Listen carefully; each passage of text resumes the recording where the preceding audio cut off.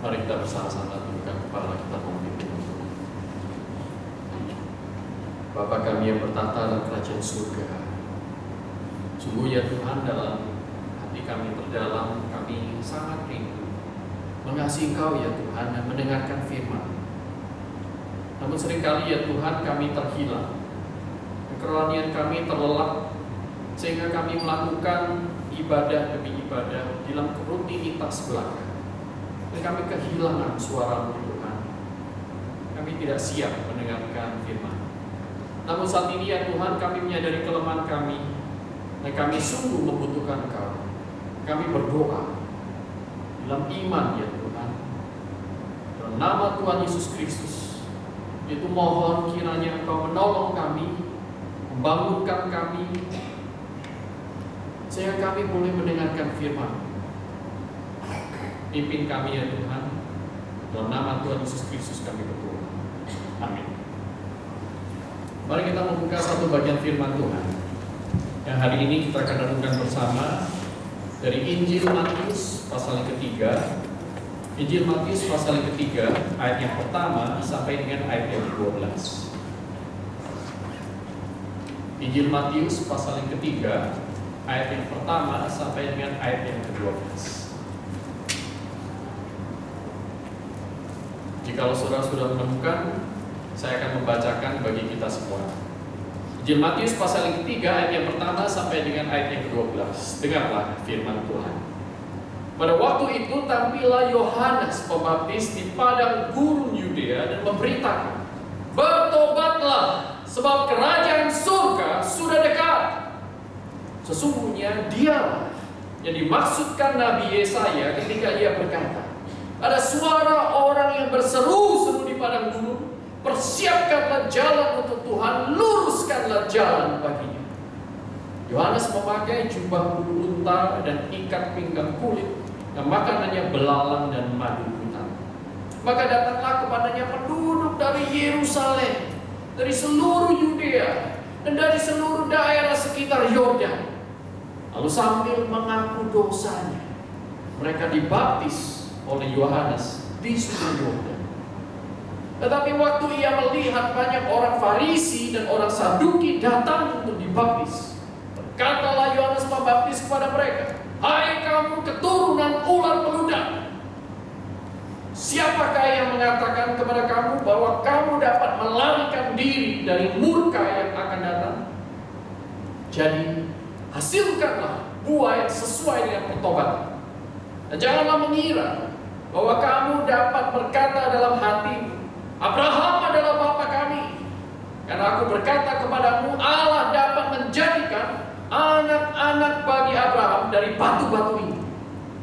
Kapak sudah tersedia pada akar pohon, dan setiap pohon yang tidak menghasilkan buah yang baik pasti ditebang dan dibuang ke dalam api. Aku membaptis kamu dengan air sebagai tanda pertobatan, tetapi ia yang akan datang kemudian daripadaku lebih berkuasa daripadaku, dan aku tidak layak melepaskan kasutnya. Ia akan membaptiskan kamu dengan Roh Kudus dan dengan api. Alat penampi sudah di tangannya. Ia akan membersihkan tempat pengirikannya dan mengumpulkan gandumnya ke dalam lumbung, tetapi debu jerami itu akan dibakarnya dalam api yang tidak terpadamkan. Sampai di sini pembacaan firman Tuhan. Berbahagialah setiap orang yang bukan hanya membaca, mendengar, tetapi juga merenungkannya serta melakukannya siang dan malam. Saudara yang terkasih dalam Tuhan, hari ini adalah minggu kedua dari masa Advent. Advent mempunyai arti penantian. Jadi masa Advent adalah masa penantian. Di dalam masa Advent ini, setiap orang Kristen seluruh dunia, sebagian besar, tentu tidak semuanya, mereka berusaha untuk menghidupi masa-masa penantian sebelum Kristus lahir 2000 tahun yang lalu. Mereka berusaha menempatkan diri mereka di dalam posisi 2000 tahun yang lalu. Seperti Maria yang sedang menantikan Yesus lahir, perutnya tambah besar. Yusuf juga tidak sabar menantikan Sang Pencipta itu lahir dari istrinya. Kemudian para gembala, penjaga domba, juga menantikan raja yang dikatakan oleh malaikat akan lahir. Mereka mencari dalam masa penantian. Simeon dan Hana menanti di bait Allah setiap hari.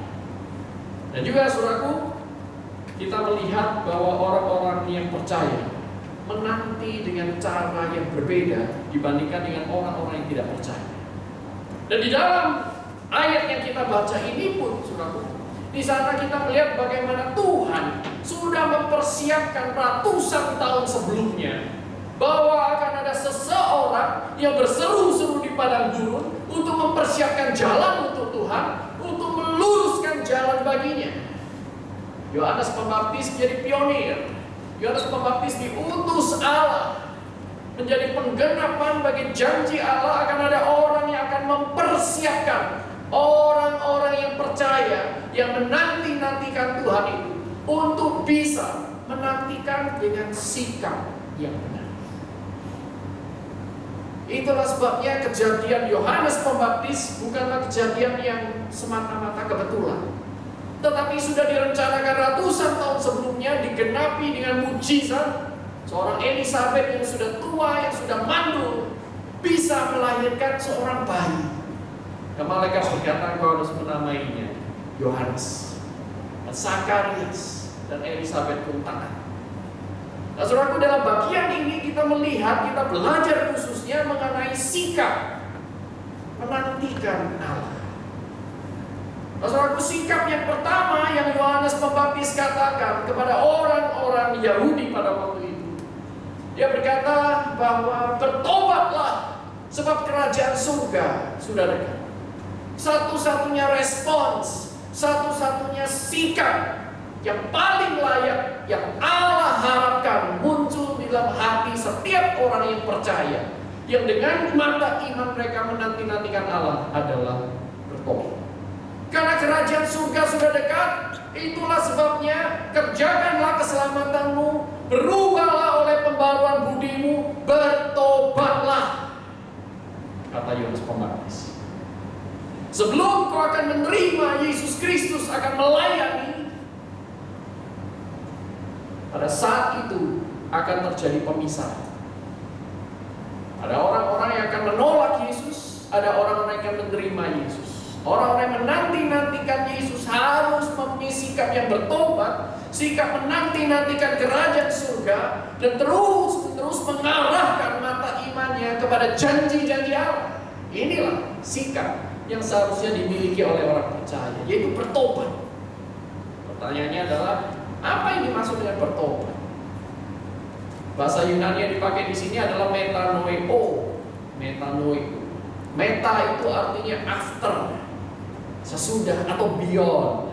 After, beyond. Dan noeo itu berkaitan dengan pikiran, dari kata nous, mind. Jadi metanoeo itu adalah satu perubahan, sesuatu yang sesudah pemikiran, sesuatu afterthought, suatu perubahan di dalam pikiran. Namun kalau kita membaca dari Alkitab, kita akan melihat bahwa perubahan yang terjadi ini bukan semata-mata perubahan di dalam pikiran manusia belaka. Sama seperti ketika kita berubah pikiran, hari ini ke gereja atau tidak, nggak jadi ke gereja. Nah, berubah pikiran kita. Tapi itu bukan bertobat. Yang dimaksud dengan pertobatan di sini adalah sesuatu yang sangat radikal di dalam diri kita. Dan inilah yang dikehendaki oleh Yohanes Pembaptis terjadi, yang dikehendaki Tuhan untuk dialami oleh setiap orang yang percaya. Yaitu ada perubahan di dalam dirinya yang secara radikal itu mengubah cara dia berpikir, mengubah cara dia hidup, mengubah cara dia melihat dosa dan kebiasaan-kebiasaan hidupnya, dan mengubah cara dia melihat seluruh alam semesta. Berubahlah oleh pembaruan budimu, kata Paulus. Nah, saudaraku, apa artinya perubahan? Perubahan macam apa ini? Yohanes Pembaptis berkata, bertobatlah sebab kerajaan surga sudah dekat. Berarti paling tidak, saudaraku, yang pertama-tama dalam perubahan ini yang harus terjadi adalah orang yang bertobat itu adalah orang yang mulai meletakkan kerajaan surga menjadi bagian yang penting dalam hidupnya, bahkan yang terpenting. Masih ingat Tuhan Yesus berkata dalam Matius 6 ayat 33, carilah dahulu kerajaan Allah dan kebenarannya. Masih ingat? Orang yang beriman adalah orang yang mencari kerajaan Allah, orang yang menjadikan bisnis Allah itu bisnis hidupnya, dan tidak menjadikan Allah itu hanya semata-mata aksesoris. Kemudian kita melihat di bagian Alkitab yang lain, saudara, di sana ada orang-orang Farisi dan Saduki yang seolah-olah bertobat, seperti orang-orang Yahudi yang lain, mengaku dosa dan meminta diri dibaptis. Tetapi Tuhan Allah kita tidak melihat apa yang kelihatan oleh mata saja. Manusia melihat apa yang manusia bisa lihat, tetapi Allah, mata Allah melihat jauh ke dalam hati. Dan Allah yang melihat isi hati ini memberikan dorongan kepada Yohanes Pembaptis untuk menegur orang Farisi dan orang Saduki. Apa yang ditegur? Mereka adalah orang-orang munafik. Mereka adalah orang-orang pendusta. Dikatakan di sini, Yohanes Pembaptis berkata, engkau adalah keturunan ular beludak. Engkau mengaku engkau anak Abraham, sesungguhnya engkau anak ular. Siapa ular di sini? Keturunan ular beludak. Kita melihat catatan tentang ular pertama kali adalah dalam Kejadian pasal yang ketiga. Bagaimana si ular telah menjatuhkan manusia pertama ke dalam dosa. Di dalam Wahyu kita juga melihat ada ular besar, si naga itu, yang berusaha untuk membunuh si anak yang dilahirkan oleh si perawan. Ular ini menggambarkan tentang iblis, kuasa yang jahat. Dia adalah bapa dari segala pendusta. Nah, engkau adalah keturunan pendusta. Engkau adalah keturunan iblis. Atau dengan kata lain, orang Farisi dan orang Saduki ini adalah orang-orang yang hidupnya dipenuhi dengan dusta, dikuasai oleh kebohongan. Mereka bukan orang yang tidak beragama. Orang Farisi dan orang Saduki ini orang yang rajin beribadah, lebih rajin berpuasa dibanding dengan orang Yahudi kebanyakan. Mereka dikenal sebagai orang yang saleh, rajin berdoa, rajin berbuat amal. Kalau di dalam ruang ibadah selalu duduk di bagian depan, ya, bukan berarti yang di depan sekarang ini adalah orang Farisi, ya, lain, ya. Yang ini sudah ditebus. Nah, saudaraku, orang-orang Farisi ini dikatakan oleh Alkitab, Paulus berkata, saudaraku, mereka ini adalah seperti kubur yang dilabur putih-putih di luar, tetapi sesungguhnya busuk di dalamnya. Sebenarnya banyak sekali orang Kristen seperti ini. Orang-orang yang hanya menjadikan Tuhan itu aksesoris dalam hidupnya. Hanya datang kepada Tuhan kalau butuh. Hanya datang ke gereja karena disuruh. Kalau tidak datang ke gereja, nanti mukse bicara sama papaku di Jakarta, di Indonesia, anakmu tidak datang gereja lagi, aku bisa dimarahin. Mau tidak mau datang gereja. Datang gereja apa? Apakah kau ada pertobatan? Apa artinya bertobat di sini? Bertobat tentu bukan hanya masalah perilaku religius datang ke gereja. Pertobatan itu bukan semata-mata dulu saya tidak ke gereja, sekarang berubah, sekarang saya ke gereja. Dulu saya mencuri, sekarang saya tidak mencuri. Dulu saya merokok, sekarang tidak merokok. Dulu saya ngobat, sekarang saya terbebas dari kecanduan. Kalau perubahan itu hanya semacam itu, maaf saudara tidak perlu Kristus. Betul? Agama-agama lain mengajarkan hal yang sama. Mereka akan siap mempunyai banyak sekali orang yang bisa memberikan kesaksian dengan perubahan yang persis, bahkan lebih drastis daripada yang disaksikan oleh orang-orang Kristen pada zaman. Satu kali saya pergi ke sebuah gereja di Surabaya, saya melakukan survei, ada gereja di Unik, maka saya datang ke sana dan pengkhotbahnya berkata begitu. Saudara yang terkasih dalam Tuhan, kalau kau mempunyai kebutuhan apapun, berdoalah, minta kepada kepada Tuhan. Amin, saudaraku. Amin. Alkitab berkata, dalam segala sesuatu naikkan kepada Tuhan dalam permohonan dan ucapan syukur. Betul? Kalau ada segala sesuatu berdoa kepada Tuhan. Amin. Lalu dia lanjutkan, Tuhan akan menjawab semua doamu. Amin. Amin. Lalu dia lanjutkan, kalau kamu tidak mendapatkan yang kamu minta, koreksi diri, evaluasi. Amin. Masih amin, saudara. Surat Yakobus berkata, kalau kamu tidak mendapatkan apa yang kamu doakan, jangan-jangan kamu salah meminta, salah berdoa. Masih bisa ya? Lalu dia tidak menjelaskan dengan demikian. Dia berkata, kalau kamu tidak mendapatkan yang kamu doakan, periksa dirimu. Lalu dia lanjutkan, jangan-jangan kamu belum membayar premi. Celaka. Premi. Artinya, lalu dia lanjutkan. Dia berkata bahwa ketika kita itu melayani, ketika kita itu memberi persembahan, ketika kita ikut kebaktian doa, melakukan kegiatan-kegiatan ini, itu sebenarnya kita sedang membayar premi. Sehingga kalau engkau butuh sesuatu, engkau bisa klaim asuransi. Celaka, kehidupan Kristen jadi asuransi. Jadi motivasinya apa? Saya mau berbuat baik karena suatu saat saya membutuhkan sesuatu yang lebih besar. Jadi hidup Kristen itu seperti transaksi. Jadi orang seperti ini akan datang ke gereja dengan rajin. Orang seperti ini akan memberikan persembahan dengan tulus, dengan banyak. Orang seperti ini tidak akan bolos ikut kebaktian doa. Orang seperti ini akan sangat-sangat devoted, militan terhadap gereja. Tapi motivasinya, kalau nanti suatu saat aku minta sesuatu, Tuhan pasti akan memberikan kepada. Wah, ini orang Kristen. Sekarang mari kita bandingkan. Dengan orang yang non Kristen. Ada seorang penjual, kalau di Jakarta itu di dekat kampus kami, ada seorang penjual gerobak, bukan gerobak yang dijual ya, dia jualan nasi goreng, mie goreng, bihun goreng ya kan, dalam gerobak yang dia dorong setiap malam dia keluar, namanya Bapak Suyoto. Bapak Suyoto ini saudaraku mempunyai keunikan sampai ada reporter yang mewawancara dia.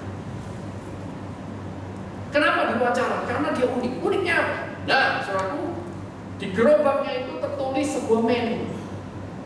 Mie goreng harganya sekian, ya, nasi goreng harganya sekian, dan seterusnya. Lalu di bawah buku menunya itu ada tulisan apa? Ibu hamil makan gratis. Luar biasa, saudara. Luar biasa. Ibu hamil makan gratis. Nah, kemudian reporter ini mau wawancara, Pak, kalau yang satu malam itu ada 3-4 ibu hamil makan gratis sih nggak apa-apa ya kan? Tapi kalau ada 10, 15, 20, apa Bapak ada rugi? Lalu Pak Suyoto ini menjawab bagaimana? Dia bilang, orang kaya punya harta, tetapi saya tidak punya uang untuk berbuat amal. Saya punya nasi goreng, saya punya mie goreng, inilah amal saya. Nah, saya tanya kepada saudara, mana lebih baik? Orang Kristen premi asuransi dibanding dengan Bapak Suyoto yang tidak kenal Tuhan? Mana lebih baik?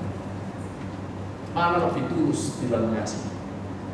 Kamu bayangkan kalau hanya sekedar ingin menjadi bermoral baik, beragama, saudara tidak perlu Kristus, dan itu bukan pertobatan.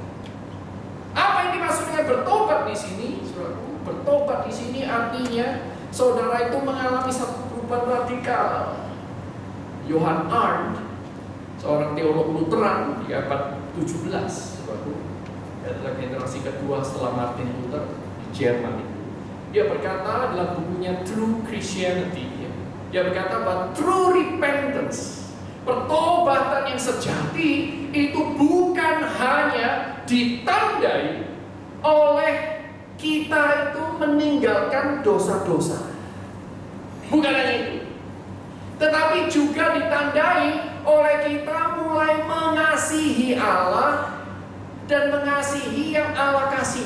Nah, ini saudara. Jadi selalu ada dua macam aspek di dalam hidup orang yang betul-betul bertobat.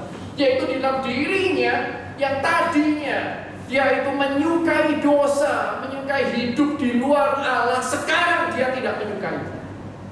Kalau dulu dia suka, dia akan menghabiskan waktu berjam-jam untuk main games. Sekarang dia mengenal Tuhan, dia tidak lagi main games ya sebisanya. Tetapi tidak lagi, karena dia tahu hidupnya adalah milik Tuhan. Dia tahu Tuhan tidak menghendaki dia menghabiskan waktu untuk hal-hal yang disukai oleh dunia tetapi tidak disukai Allah. Tetapi bukan hanya meninggalkan dosa-dosa lama, tetapi juga dalam dirinya ada cinta yang sungguh-sungguh kepada Allah.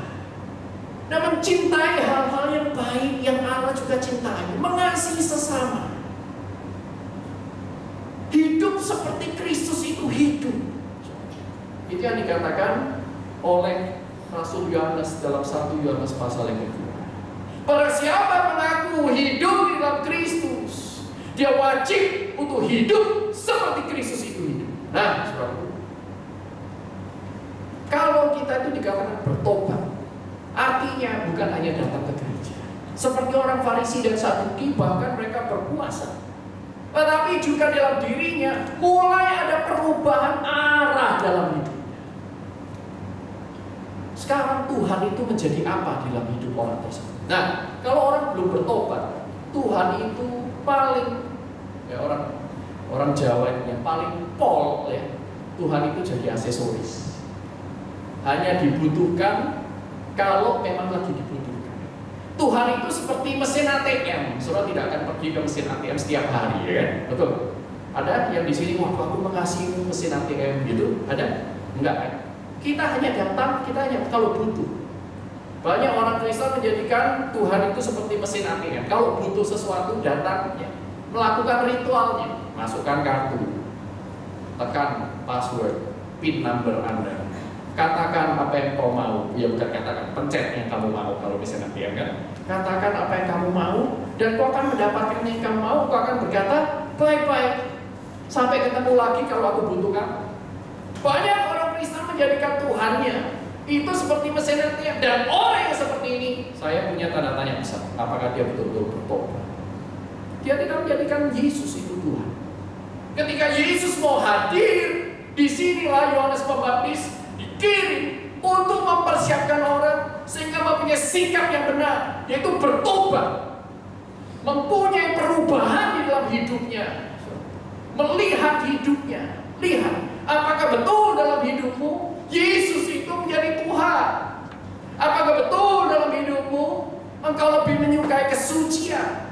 Apakah betul dalam hidupmu dunia itu tidak lagi menjadi kesenanganmu? Bertobatlah, kerajaan surga sudah dekat. Bapak yang terkasih dalam Tuhan, tidak mudah bagi seorang itu untuk bertobat. Bahkan di dalam beberapa bagian Alkitab, kalau saudara melihat Kisah Rasul 5 ayat 31, Kisah Rasul 11 ayat 18, 2 Timotius 2 ayat 25, di sana secara eksplisit Alkitab itu berkata, pertobatan itu is a gift. Pertobatan itu adalah sebuah hadiah, anugerah yang hanya Tuhan bisa berikan. Sehingga tidak setiap orang bisa bertobat, setiap orang bisa bersandiwara kalau dia bertobat. Tetapi orang yang mengalami pertobatan yang sejati, itu datangnya dari Tuhan. Dengan cara apa? Dengan cara Roh Kudus melahirkan dia. Sehingga dengan adanya Roh Kudus dalam dirinya, orang itu jadi mempunyai satu sense yang berbeda, kepekaan yang berbeda terhadap dosa. Kalau tadinya itu menyukai dosa, berkanjang di dalam dosa, tetapi sekarang dengan Roh Kudus di dalam dirinya, dosa tidak bisa tenang-tenang bercokol di sana. Roh Kudus akan mengusik hati nurani orang tersebut dan mengatakan kepada dia, ini dosa, jauhkan, jauhkan. Orang yang bertobat mempunyai Roh Kudus dalam dirinya. Orang yang bertobat bahwa akan sungguh-sungguh bertobat, mengalami perubahan radikal. Seperti Yeskiel berkata, Tuhan memberikan janji. Aku akan memberikan kepadamu hati dan jiwa yang baru. Roh yang baru akan kuletakkan dalam diri orang-orang yang Tuhan pilih. Saudara yang terkasih dalam Tuhan, bertobat itu membutuhkan kekuatan dari Tuhan. It doesn't take a genius to know, to understand this command. Bertobatlah. Saudara nggak perlu jadi orang jenius untuk mengerti itu, betul? Tetapi it does take a willing heart, a heart of faith, and the work of the Holy Spirit to obey the command. Berapa yang terkasih dalam Tuhan? Apakah kita sudah menjadikan Tuhan di dalam setiap aspek hidup kita?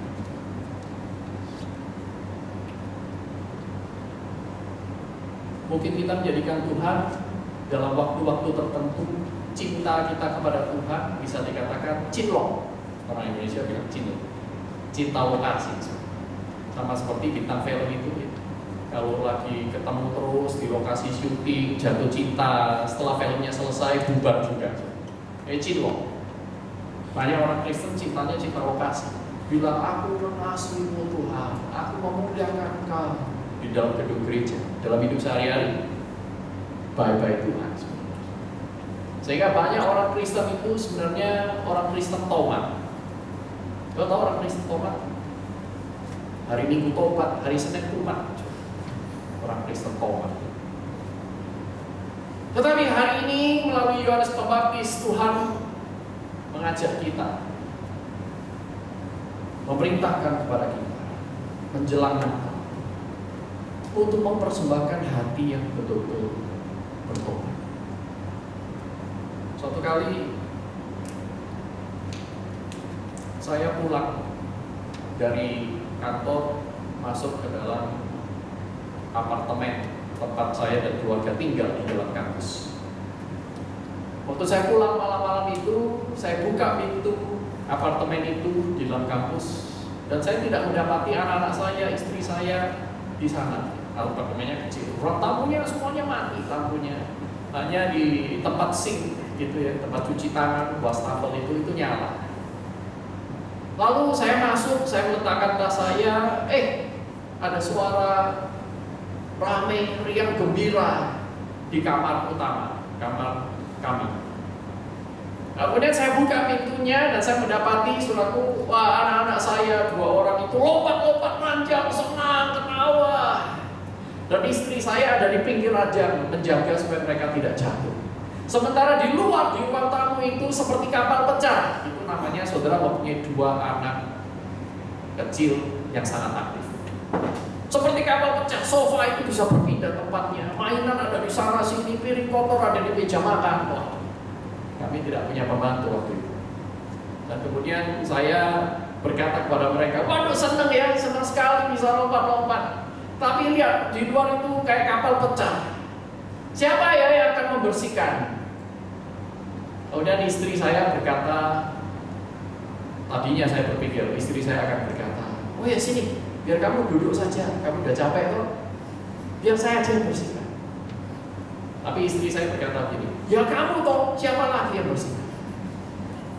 Saya ingat, oh ini bagian saya. Kami memang share tugas menjaga anak, membersihkan istri. Oh iya, saya. Akhirnya ya sudah, dengan langkah gontai, lemah lunglai, apapun istilahnya. Saya mulai ambil mainan itu satu persatu, masukkan di box mainan. Sofa saya dorong dengan kekuatan-kekuatan sisa. Saya ambil piring-piring kotor itu, bawa ke sink di dapur. Kemudian saya mulai mencucinya satu persatu. Tanpa sadar, ketika saya mencucinya, disgruntled, bahasa Inggris, ngomel, gimana sih? Masa saya sudah kerja seharian, saya juga yang cuci, bersihin segala macam. Waduh, gimana? Kapan selesainya? Banyak sekali kotor. Masa makan itu nggak bisa agak bersih sedikit terus ngomel terus. Kemudian di tengah-tengah ngomel itu, saudaraku, saya ditegur oleh Tuhan. Ada perasaan dalam hati itu yang gak enak. Tuhan itu selalu berkata, kamu itu lagi apa? Ngomel apa kamu? Kamu masih ingat gak? Bulan lalu kamu bilang sama aku, kamu berjanji akan mengasihi keluargamu.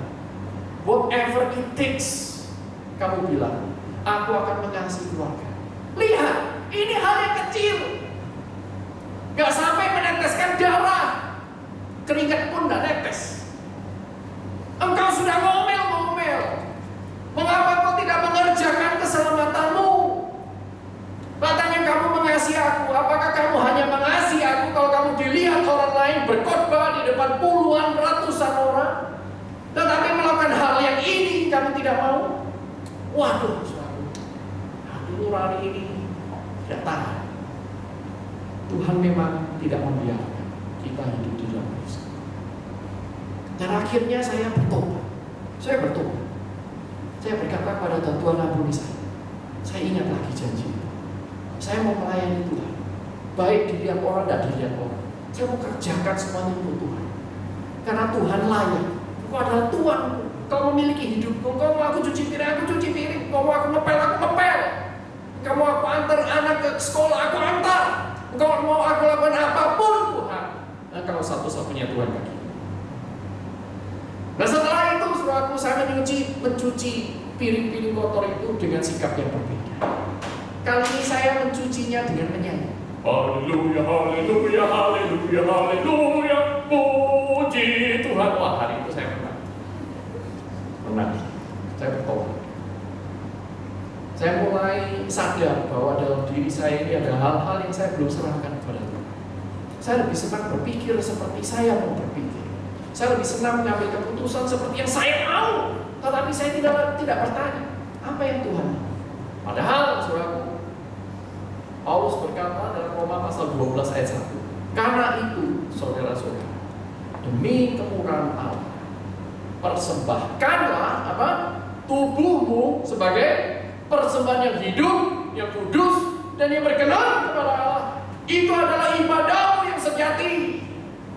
Ketika Paulus menyatakan persembahkanlah tubuhmu sebagai persembahan, nah ada kata dua kali kata persembahan. Yang pertama itu menggunakan kata yang berbeda dari kalimat yang kedua, dari kata yang kedua.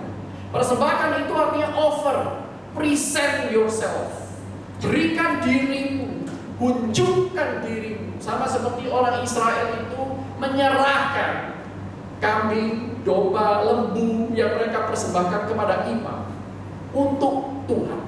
Nah, itu persembahkan. Sebagai apa? Sebagai sacrifice, sebagai hewan itu, seperti hewan itu. Nah, saudara, kalau saudara orang Israel, bayangkan saudara itu ada di Israel, dan saudara ingin mempersembahkan seekor domba jantan yang sempurna, sulung, dan saudara berikan kepada imam, dan saudara berkata, Mam, ini Mam, punya aku persembahkan kepada Tuhan. Tapi, ya, nanti kalau sudah selesai upacara ya persembahan korban itu, ya, tolong berikan aku paha kanannya. Paha kanannya kasih aku. Bisa bilang gitu? Nggak bisa, saudara. Apa yang dipersembahkan itu berarti saudara sudah menyerahkan hak milik. Apa yang sudah dipersembahkan berarti saudara tidak lagi mempunyai hak untuk mengaturnya seolah-olah itu milikmu. Nggak bisa.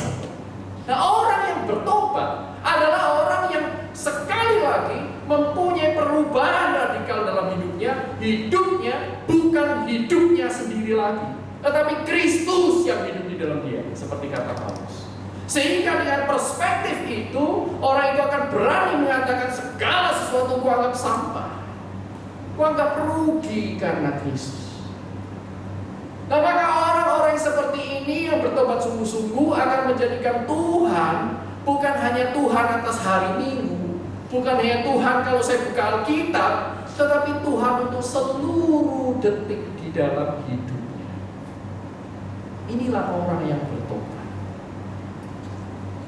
Ada perubahan dari dalam sampai keluar. Orang Farisi dan Saduki tidak bisa seperti itu.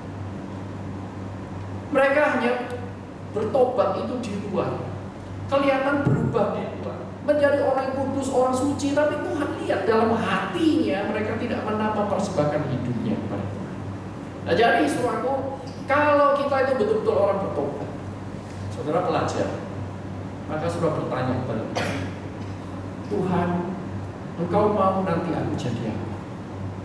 Biar Tuhan yang atur. Berikan aku kepekaan untuk mengenali karunia dan talenta. Berikan aku beban, Tuhan, supaya masa depanku itu betul-betul untuk kemuliaan Tuhan. Bukan untuk cari uang, bukan untuk mencari apa yang dunia ini cari. Bukan hanya untuk menyenangkan orang tua aku, tetapi lebih utama lagi menyenangkan Allah yang mempunyai hidup kita.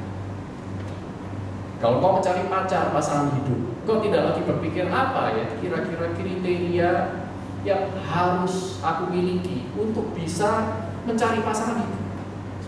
Maka saudara akan mencari kriteria-kriteria menurut dunia, yang tubuhnya seperti biola, ya kan? Celakanya senarnya itu nyaring-nyaring. Mau, saudara. Dan kemudian yang pintar, yang sempurna, punya uang banyak, saleh, suka masak, cinta anak, bekerja itu bertanggung jawab. Nah, orang seperti ini cuma ada dua kemungkinan. Yang pertama belum lahir, yang kedua sudah mati. Nah, kalau saudara betul-betul menyerahkan hidupmu, masa depanmu kepada Tuhan, maka kau harus bertanya, Tuhan, siapakah wanita atau laki-laki yang kalau aku bersatu dengan dia di dalam pernikahan, kami akan menjadi pelayan Tuhan yang lebih setia, memuliakan Tuhan melalui keluarga kami. Harus begitu. Kalau enggak, apa bedanya saudara dengan dunia? Siapa krisis dalam hidup? Nah, bagi keluarga, misalnya sudah berkeluarga, engkau harus mulai berpikir serius bagaimana mendidik anak. Tuhan, anak ini adalah anak Tuhan. Bagaimana kami sebagai orang tua harus mendidiknya. Nah, dengan demikian, orang-orang Kristen ini, anak-anak Tuhan yang sejati, akan belajar firman Tuhan, menemukan prinsip-prinsip pendidikan anak yang bertanggung jawab. Tidak mendidik mereka seperti dunia mendidik. Kalaupun suami istri ini berantem, karena mereka sama-sama mempersembahkan hidup kepada Tuhan, sudah bertobat, maka kalau berantem, mereka tidak lagi dikuasai oleh emosi. Mereka akan menahan diri dan bertanya kepada Tuhan, Tuhan, di dalam posisi seperti ini, hati saya terluka, pasangan yang saya cintai salah mengerti terhadap saya, sudah mengucapkan kata-kata yang menyakiti hati. Nah, kalau dulu ya, belum bertobat, itu begitu marah, dimaki, balas maki, dilukai, balas melukai. Kamu mau meninggalkan aku, tinggalkan kamu lebih dulu. Ya. Tetapi anak-anak Tuhan tidak seperti itu. Anak-anak Tuhan akan bertanya kepada Tuhan karena apa? Dia sudah serahkan kehidupan emosinya kepada Tuhan. Biarlah Tuhan yang atur. Tidak mudah. Saudara akan melewati gelombang kehidupan, kegagalan, keberhasilan. Tetapi di dalam dirimu ada proses yang Tuhan sedang kerjakan, mengubah kamu. Sekalipun kadang-kadang terlihat perlahan, tetapi hidupmu semakin memuliakan Tuhan. Itulah orang yang bertobat. Bertobatlah, karena kerajaan surga sudah dekat. Jangan seperti orang Farisi dan Saduki. Sikap yang kedua, saudara. Yohanes berkata kepada orang Farisi itu, jangan berpikir bahwa Tuhan akan menjauhkan kau dari murka yang akan datang, tetapi hasilkanlah buah sesuai dengan pertobatan. Jadi saudaraku, pertobatan itu bukan hanya a change of state of mind, berubahnya status, enggak, tetapi juga dalam hidup sehari-hari itu mengalami perubahan. Yang dikatakan oleh Yohanes Pembaptis di sini adalah engkau kalau bertobat sungguh-sungguh pasti ada buahnya. Sehingga Yohanes itu berkata, kapak itu sudah tersedia pada akar pohon, dan setiap pohon yang tidak menghasilkan buah yang baik akan ditebang. Sebenarnya Yohanes Pembaptis lagu ini diucapkan kembali oleh Tuhan Yesus dalam Matius pasal yang ke-7. ada masanya. Lalang dan gandum itu hidup bersama-sama. Kambing dan domba hidup bersama-sama. Tetapi nanti akan tiba waktunya ketika Allah memisahkan. Dan seperti sebatang pohon, pohon itu dikenal dari buahnya. Kalau dia tidak berbuah, maka dia bukan pohon yang baik. Atau kita bisa membedakannya dengan cara yang lain. Buah mangga, pohon mangga tidak mungkin berbuah apel, betul? Ya, pohon durian tidak mungkin berbuah rambutan. Sehingga suatu saat akan terlihat manakah orang yang bertobat sungguh-sungguh dan manakah orang yang sebenarnya bersandiwara saja di dalam kehidupan rohani. Bersandiwara, berdoa, baca kitab, tapi sandiwara, tidak ada buah pertobatan. Yohanes Pembaptis menegur orang Farisi dan Saduki, kamu kira kamu itu bertobat, yaitu cukup dengan mengklaim bahwa kamu adalah anak-anak Abraham. Artinya, mereka pikir hidup Kristen itu ya kayak begini, asal mendapat status, tidak perlu kerja keras. Nah, ini yang dikatakan oleh Dietrich Bonhoeffer sebagai cheap grace, anugerah yang murah. Jadi orang Kristen bukan menjadi semakin rajin bekerja, bukan semakin sayang anak dan istri ataupun suami, tetapi menjadi orang yang semakin malas dan semakin dunia, dan beranggapan bahwa mereka sudah diselamatkan oleh karena anugerah. Itu adalah mimpi. Dan Yohanes Pembaptis dengan jelas menyatakan, suatu saat Tuhan akan mengumpulkan gandum, debu jerami akan dibuang ke dalam air. Suatu saat akan dibedakan antara 5 gadis bijaksana dengan 5 gadis bodoh, antara kambing dengan domba, antara hamba yang baik dan hamba yang jahat dan malas. Makanya kasih Tuhan, orang Kristen sejati adalah orang Kristen yang berbuah pertobatan yang sejati. Sekali lagi, buah pertobatan ini bukan berarti sekedar ikut kegiatan. Ada perbedaan saudaraku antara melayani dengan mengikuti kegiatan pelayanan. Itu dua hal yang berbeda. Kalau saudara melayani, itu bukan untuk diri. Kalau melayani itu untuk Tuhan. Sehingga orang Kristen yang sejati, dia tidak akan mundur dari pelayanan karena kritikan, dan dia tidak akan maju semakin semangat dalam pelayanan karena dipuji. Tetapi orang Kristen yang sejati, dia akan melayani karena Tuhan menginginkan dia melayani, dan itu cukup. Dia tidak mencari pujian, dan dia tidak berhenti pelayanan karena kritikan, karena kesulitan, karena konflik, karena dia tahu panggilan itu datangnya dari Tuhan. Saudara yang terkasih dalam Tuhan, banyak orang Kristen itu rajin beribadah. Matius 7 ayat 21-23 bahkan berkata, banyak orang di zaman akhir akan berseru kepada Yesus, Tuhan, Tuhan, tapi mereka tidak masuk dalam kerajaan surga. Dan mereka akan berkata, bukankah aku memberitakan Injil demi namamu? Bukankah aku melakukan mujizat-mujizat demi namamu, mengusir setan demi namamu, melakukan banyak pelayanan demi namamu? Tapi Tuhan akan katakan, aku tidak kenal engkau. Hanyalah engkau sekalian membuat kejahatan. Karena apa? Kegiatan tidak sama dengan buah pertobatan. Lalu apa yang dimaksud dengan buah pertobatan di sini? Kehidupan yang mempertuhankan Tuhan. Itulah buah pertobatan. Kalau Tuhan ingin kau melayani, kau harus melayani. Tuhan ingin kau mengasihi, kau harus mengasihi. Itulah sebabnya saudaraku, Tuhan berkata bahwa aku tidak butuh semua korban sembelihan. Kalau engkau mengasihi Tuhan, maka engkau akan memperhatikan para janda.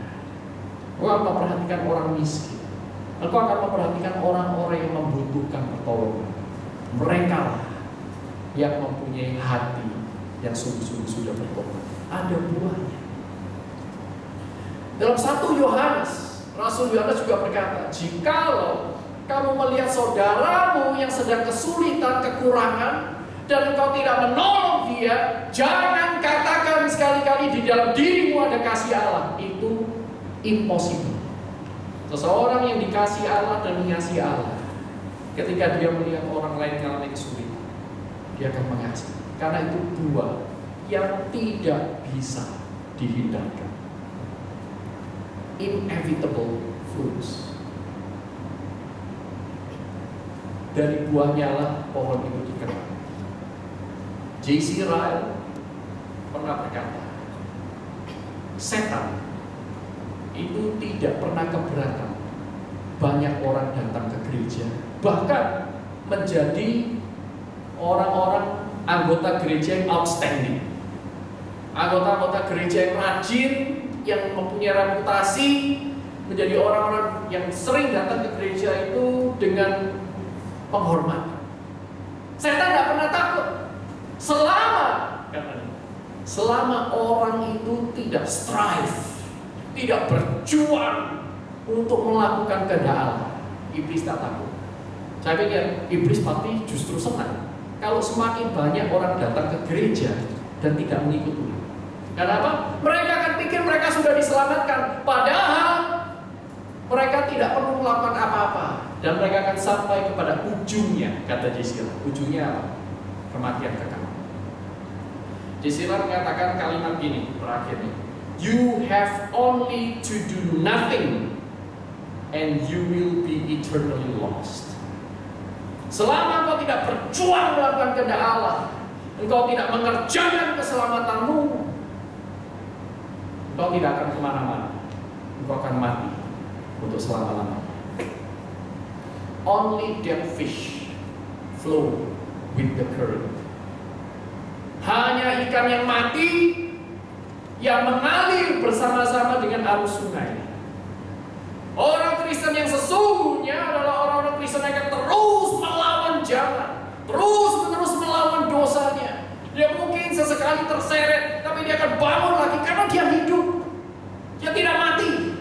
Dia mempunyai buah pertobatan. Sekalipun setiap orang rupa-rupa buah itu berbeda-beda. Petrus mengalami setback di dalam hidupnya. Dia menyangkal Yesus 3 kali. Dia berantem dengan Paulus.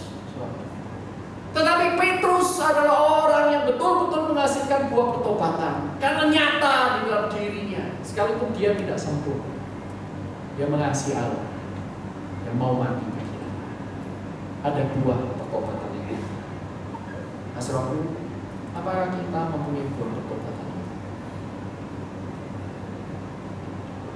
Dalam beberapa minggu menjelang Natal ini, apa yang akan saudara persembahkan kepada Tuhan?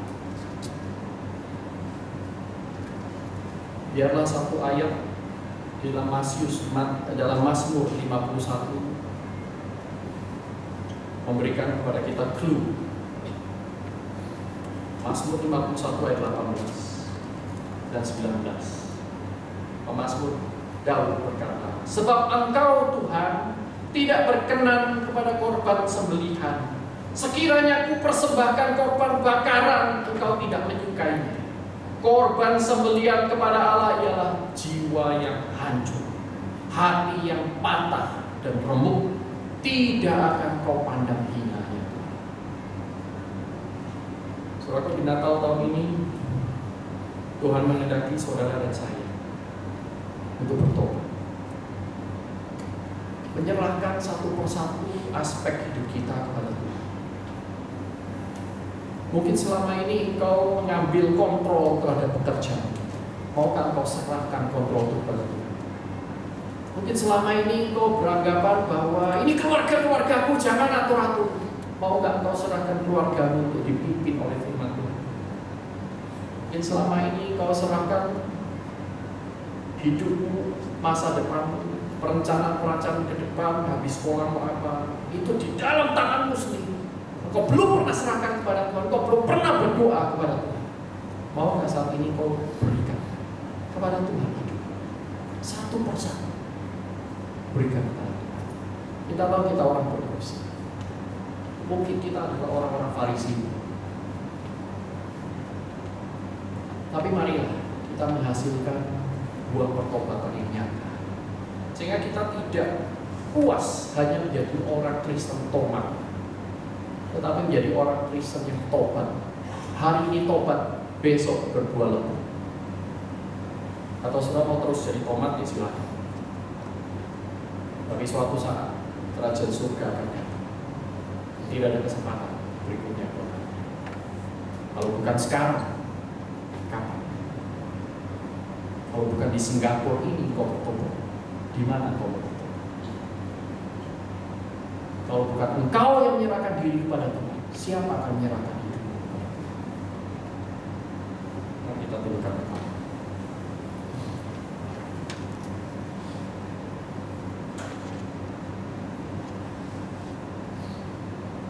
Setiap orang datang kepada Tuhan, sungguh-sungguh,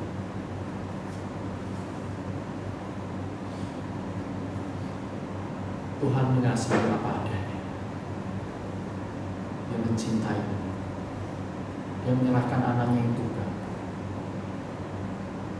masuk ke dunia hidup menderita, supaya engkau menjadi orang yang berbeda dari orang-orang dunia, supaya engkau menjadi mahasiswa-mahasiswa yang berbeda dari mahasiswa-mahasiswa dunia, supaya engkau menjadi orang tua yang berbeda dari orang tua dunia, supaya engkau menjadi insan-insan yang berbeda dari manusia. Karena engkau mempunyai Dia, engkau mempunyai Allah, engkau mempunyai Tuhan, Lord of Lords, Lord of all your life. Jangan sia-siakan hidupmu untuk sesuatu yang akan membawamu kepada kebinasaan. Hari ini Tuhan berkata, bertobatlah, berubahlah oleh pembaruan budimu, persembahkanlah dirimu sebagai persembahan yang hidup, yang kudus dan berkenan kepada Tuhan. Tidak peduli sudah berapa lama engkau menjauh dari Tuhan, tidak peduli berapa banyak dosa, tidak peduli sedalam apa engkau sudah terlibat dalam dosa-dosa tertentu yang mungkin hanya Tuhan yang tahu. Hari ini Tuhan berfirman, memanggil engkau pulang, hai anak-anak yang hilang, pulang. Bapamu menanti dengan tangan yang terbuka. Masihkah engkau mengasihi dunia? Masihkah engkau mau hidup di dalam kenikmatan kandang babi? Atau maukah engkau pulang?